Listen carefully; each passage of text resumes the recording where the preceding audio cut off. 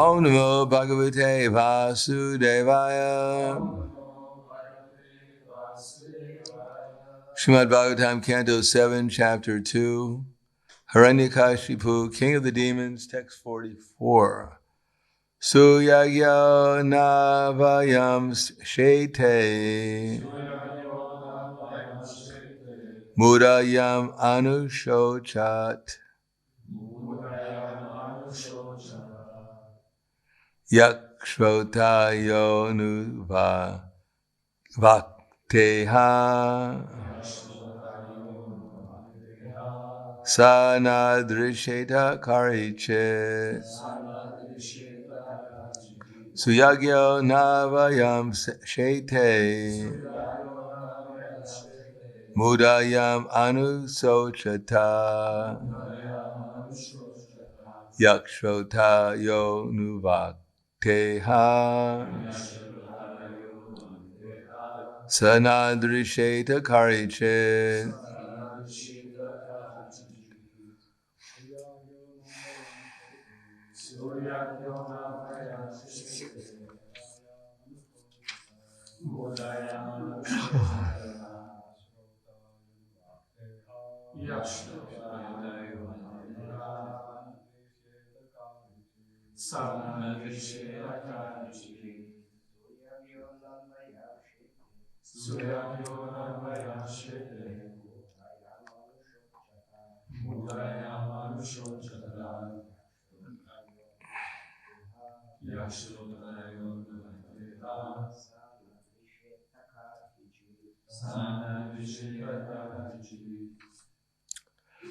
Jenske.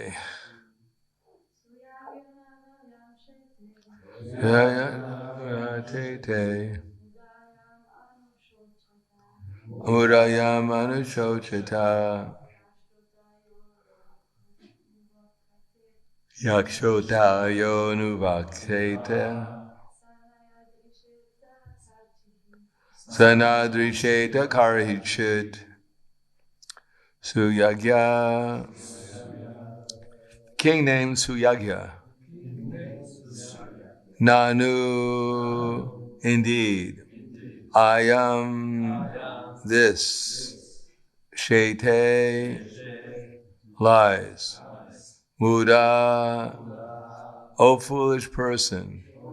O foolish people. Yam, whom? Anushochata, you cry for. Yaha, he who. Shrota, the hearer. Ya, he who. Anuvakta, the speaker. Iha, in this world. Sa, he. Na, not. Drishyata is visible. Karhichit, at any time. Translation and purport by His Divine Grace A.C. Bhaktivedanta Swami Srila Prabhupada. Yamaraj continued, O lamenters, you are all fools. The person named Suyagya, for whom you lament, is still lying before you and has not gone anywhere. Then what is the cause for your lamentation? Previously he heard you and replied to you, but now, not finding him, you are lamenting. This is contradictory behavior. If you have never actually seen the person within the body who heard you and replied, there is no need for your lamentation, for the body you have always seen is lying here. Purport. This instruction by Yamaraj in the form of a boy is understandable even for a common man. A common man who considers the body the self is certainly comparable to an animal. Yes, yatma buddhi kunape tri taduke. Saeva gokara. But even a common man can understand that after death, a person is gone.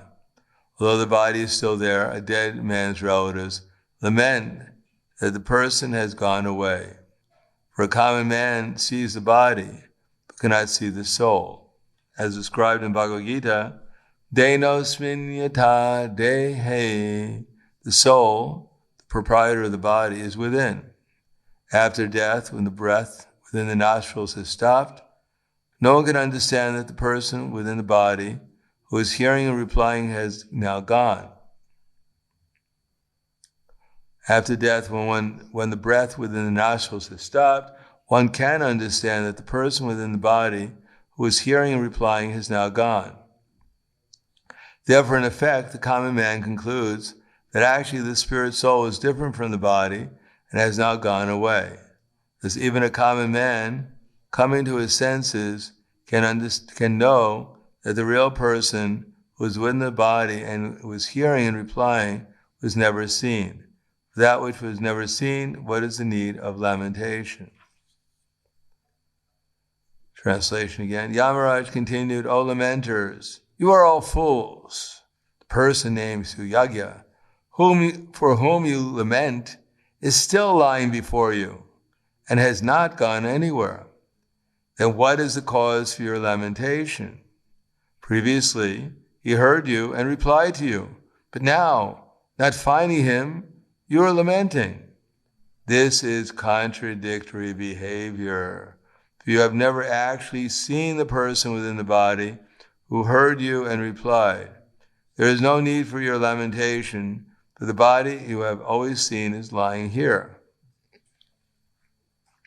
Namo Vishnu Padaya Krishna Prasthaya Bhutale Srimate Bhaktivedanta Swami Namane Namaste Saraswati Deve Gauravani Pacharane Nirvishesha Srinivadi Paskyatyade Satarne. Srila Prabhupada is talking about the common person here.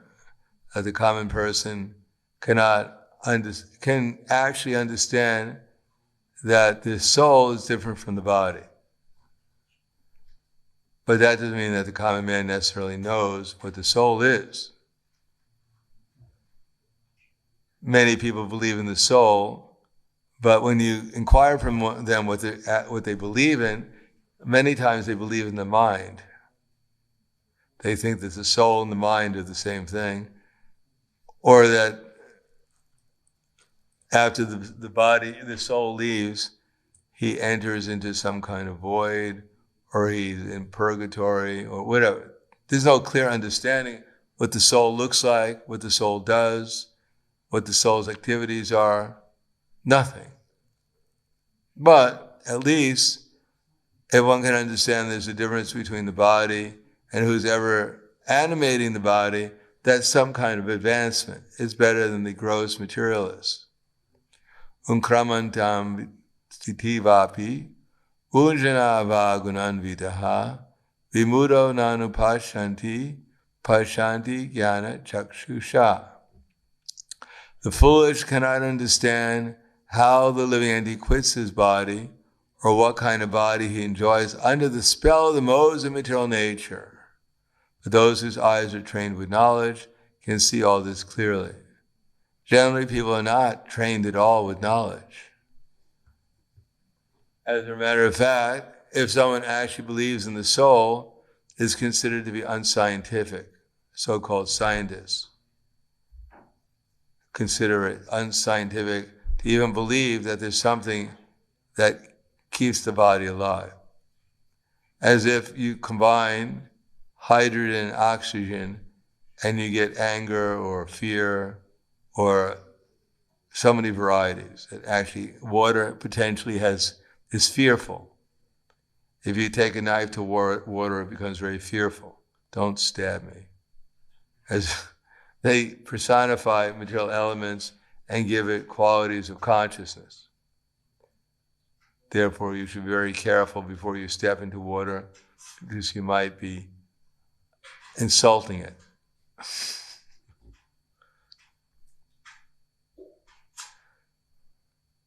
And in that way, they have so much speculation about what is actually going on. They don't see what's the difference between consciousness, the person who's conscious, and what they're conscious of. Just like now we're conscious of this body, and because we're conscious of the body, due to the false ego, we conclude I am the body because I'm conscious of it. In the same way, if one is watching a movie and becomes identified with the hero or the heroine, or even the villain nowadays. People identify sometimes more with the villain than with the hero in the movie nowadays. Then it doesn't mean that you become you may become a villain, but it doesn't mean you become the hero in the movie just because you're so absorbed in it.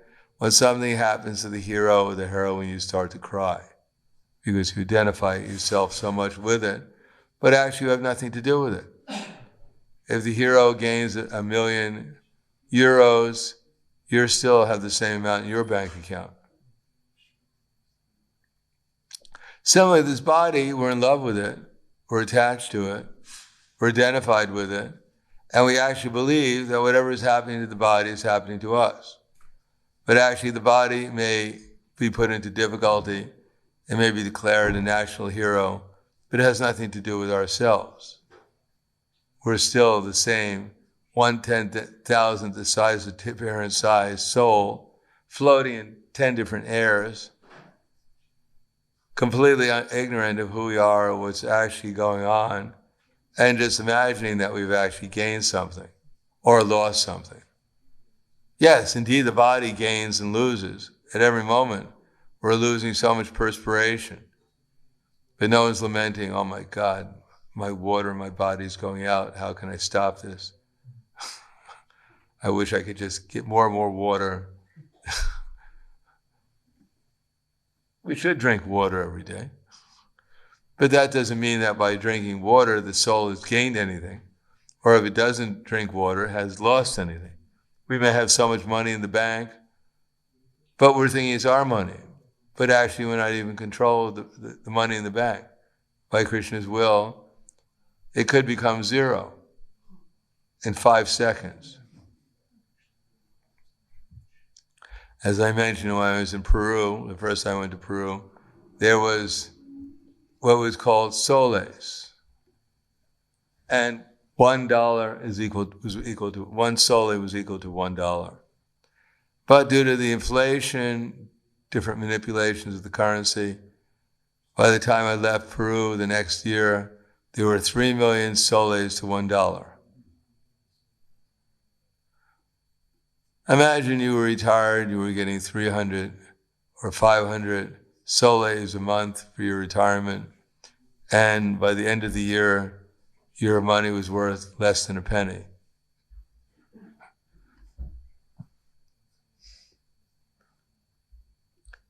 So you thought you had so much, you were getting so much, you may have been a millionaire, you had 300 million soles in the bank, you worked your whole life to get it, and now your 300 million soles is worth $300. And actually, not $300, $30. And there's nothing you can do about it. Not only that, but if you kept your money in the bank, what they did is they took away all the zeros. So the next year it was 3 soles to $1. But again, when I left the next year, it was again 3 million soles to $1. So we can't even imagine if you were a millionaire and now you don't even have a penny.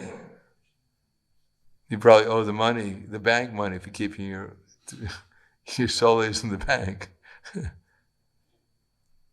And it didn't stop there. Then they changed the name of the currency to Incas.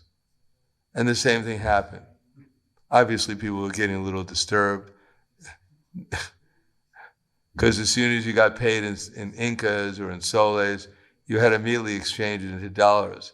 Because in between the time that you got paid that money, and in between the time you exchanged it, you had lost a good portion of the money. So this is the same thing. We think with this body, we think we have so many things, but soon it's going to be useless. completely useless for us. Now there may be some value. If we sold our body, we could probably, and for the elements within it, I think they're worth around $7. But even if we sold our bodies and they extracted the elements, we couldn't collect the $7. And yet we think we're so valuable. Now, if there is false currency, counterfeit currency circulating in the society, then it's useless. But if that doesn't mean that all the money circulating in the society is useless. Some of it actually has some value. So this body has a value when it's utilized in Krishna's service. But we cannot directly utilize this body in Krishna's service because we're not controlling anything. All we can do is desire. Now the question is, what are we supposed to desire so that the body is actually utilized in Krishna's service? So one has to desire to satisfy Krishna's desires. But how do we know what Krishna's desires are? We can only find out from Guru, Sadhu, and Shastra. Now, without knowing Shastra, we won't even understand what Guru or Sadhu are actually saying. Because Guru and Sadhu are supposed to derive their knowledge from Shastra. So their reference point is Shastra. So without knowing Shastra, we don't know what they're referring to. And if we don't know what they're referring to, then we'll investigate whatever our memory is, whatever our standard knowledge is, and we'll refer to that. Whatever they're saying, we're going to see from the point of view of our own reference point. And if it's not Shastra, then it must be ignorance. So if we don't learn Shastra, then the result is we'll wind up to be thinking incorrectly or inconclusively or not clearly what Guru and Sadhu is saying. And if we read Shastra and we don't know what Guru and Sadhu are saying, then we won't know what point of Shastra actually is relevant to us or to anyone else. So one has to study Guru, Sadhu, and Shastra as a reference to find out what Krishna wants us to do. And if we don't do that, then we're spiritually lazy. And if we're spiritually lazy, then the result is we wind up we remain in the mode of ignorance, and we never really find out what real knowledge is. And although it may be so simple that the soul is within the body, the soul can only desire, and the soul only it's not unlimited in its desires. It can only desire in terms of what's being presented to it. In other words, we're sitting here, and right now probably most of us are not going to desire to float around the room and fly. I hope not. Because it would be a useless desire. And I hope most of us are sane enough to realize that even if I wanted to do it, I can't do it. So why desire something which is unachievable?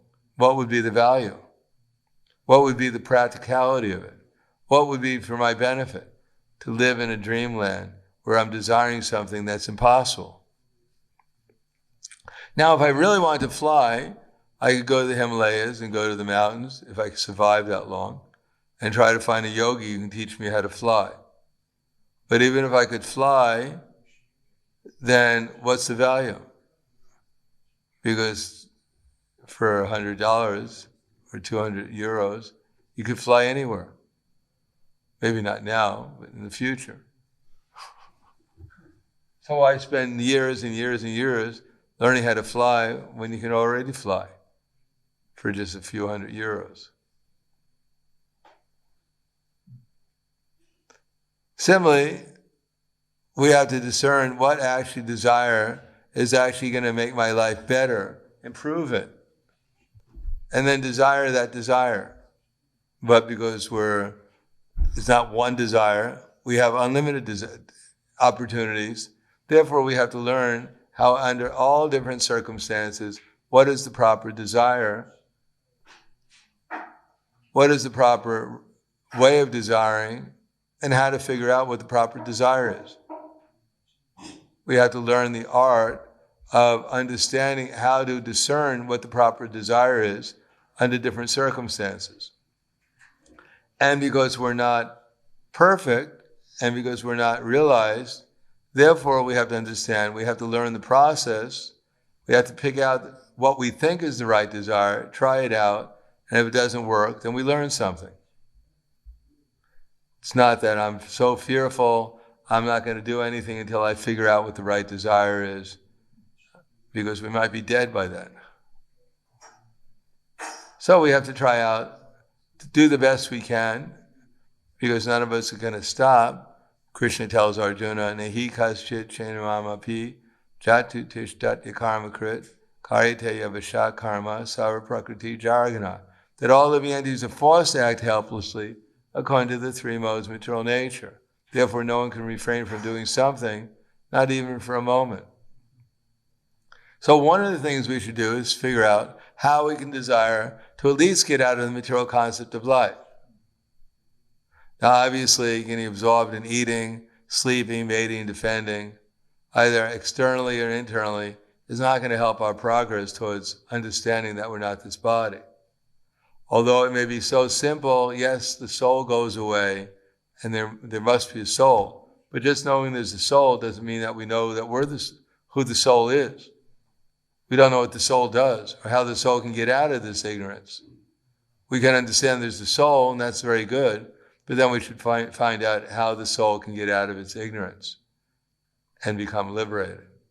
So of course, Hiranyakashipu, I don't think he's going to deal with that subject matter. But at least he's saying, don't worry about Hiranyaksha. He's all right. The only people who are not all right are you, because you're lamenting over something uselessly, lamenting over Hiranyaksha, but you don't even know who Hiranyaksha is. Actually, he was a gatekeeper in Vaikuntha. No. Yeah, he was a servant in Ryan. Oh, my God.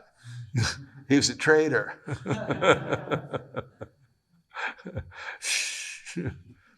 Don't tell anyone. Get all the demons upset. Yeah, my brother was a double agent.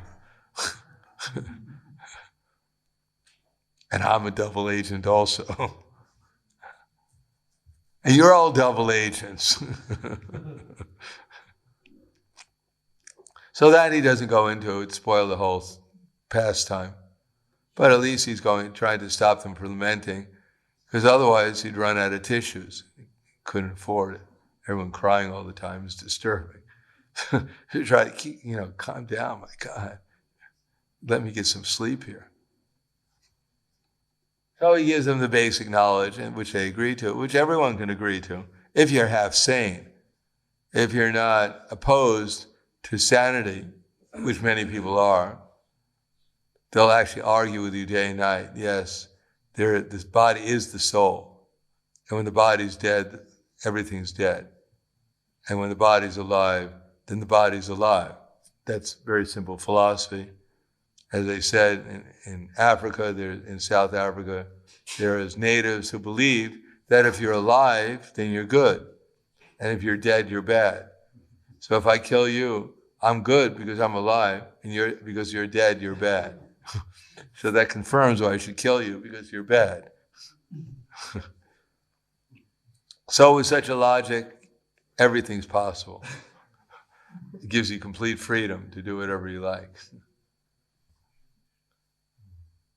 Similarly, with the philosophy, without understanding actually who the soul is, how to find out the soul, just to know that the soul is not really very valuable, or where the soul goes to after leaving the body. But because they're demons, they're satisfied with even this insignificant amount of knowledge. And at least he'll pacify them. And then what he'll do, he'll go out to try to make his body immortal. Demons are not necessarily consistent in their approach to life. They may even be hypocrites. So after stopping their lamentation, Now he's going to try to make his body immortal so he can rule over the universe, which is basically what the only thing the demons are interested in. Control and enjoying. And knowledge is only how to control and how to enjoy. All other knowledge is considered a waste of time. So I'll stop there. Thank you. Any questions? Yes. Hare Krishna. In this verse, Hiranyakashipu says that you have never seen Suyagya, this king Suyagya. So who are you? Why do you lament about somebody you have never seen? So it seems that it applies to everybody. That maybe devotees are seen a little bit because devotees are engaged in the activity of the soul, but otherwise, whatever character and nature one has would be a product of the three modes, and it's not the real person. So, on one hand, we try to cultivate the eternal nature or revive the eternal nature. On the other hand, we also want to pay attention to our varna, ashrama, or psychological nature, everybody's character. So, why are we concerned with these temporary natures which exist only for a short time, and it is not the real person? Well, we understand when this nature is utilized in Krishna's service, it becomes spiritualized by contact with Krishna. There's a means of utilizing the material nature in such a way as to bring the soul in contact with Krishna. That if he controls his mind and senses properly with his spiritual intelligence coming from higher authorities, and the mind and senses are engaged in Krishna's service, then it makes it easier for him to connect with Krishna and Krishna consciousness, with the soul in Krishna consciousness. And if his desires are to utilize his senses and mind and intelligence in the service of material senses and false ego, the mind, then the result is he becomes more and more covered by the illusory energy. That's his reward for such activities. Material nature helps him forget more and more Krishna. And when he dovetails his intelligence, mind, and senses in Krishna's service, then he becomes in contact with Krishna, and his false ego goes away. He realizes who he actually is. It's like electricity can be utilized to heat something or to cool it. It's utilized for his body and everything else is utilized for spiritual life, then it heats the body into spiritual consciousness. And if it's utilized for sense gratification, it cools the consciousness of the soul and makes it more and more oblivious to reality. Yes? In chapter 13, Krishna says that Karyakarana kartritva hetu prakriti ruchate, purusha sukaduknam bhaktritva hetu ruchate. That causes, goals, and work are produced by Prakriti, but the experience of happiness and distress belong to the soul or spirit. So how it seems a rather mysterious statement that the soul is the cause, or the material nature. Material nature is the cause of all the different changes. Changes, yes. Yeah. But the soul it's the cause of happiness and distress. Cause of happiness, and the domain of the soul is happiness and distress. Yes. It seems rather mysterious. You desire in the right way. For instance, if you're in the mode of, you desire the mode of goodness, then you get less distress. If you desire in the mode of ignorance, you get a lot of distress. According to the soul's desires, in the material world, he can get either relatively more distress or less. And if he desires in terms of spiritual life, then he can get real happiness. So it's up to the soul what desires he accepts. The soul doesn't independently desire. but by association, different desires arise within himself, and generally there's an opportunity to choose. If he's not completely in ignorance, then he can choose either one desire or another desire, and they'll produce different varieties in the material world of distress, either more or less. And if he comes in contact with something spiritual, then he can desire spiritually and he can get real happiness. Anything else? Yes.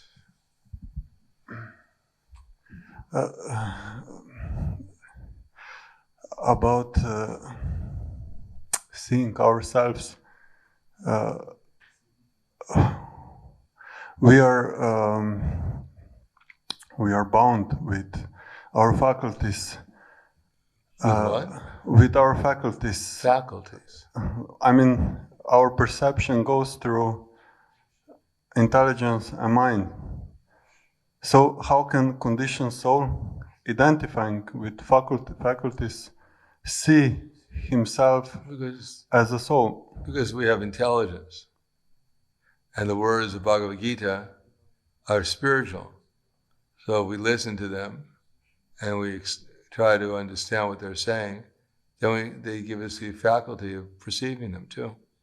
But then that is a process. So we cannot approach a man, ordinary man, and demand this realization because he cannot do it. You can demand it; it wouldn't make any difference. You can do anything you want. Because I am in a process for some time, and I have a problem with distancing, with direct experiencing of myself. Because everything I can experience because you can faculty. Experience your real self. Because being in ignorance, we're covered. How can you? If you're in a dark fog, you can't see anything. The way of getting out of it is get out of the fog, and then you can see things.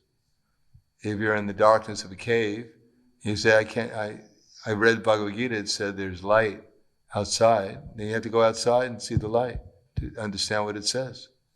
So the Bhagavad Gita is a process. But then it's far from simple. That's my point. Because it's not simple. We are claiming it's simple. I never claimed it was simple.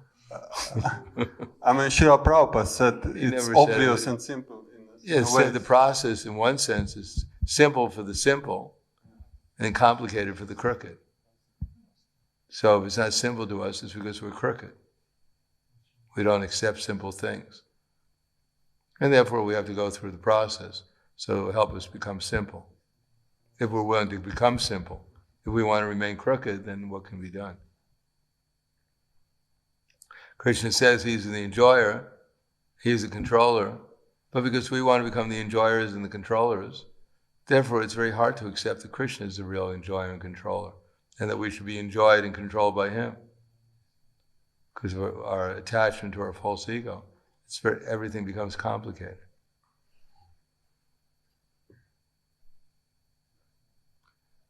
You know, we get some praise and we want to enjoy the credit for ourselves. Anything that happens to us, we want to control and enjoy for ourselves rather than for Krishna. Therefore, everything becomes very complicated. All right, thank you very much. Grantaraj Srimad Bhagavatam Ki Jai.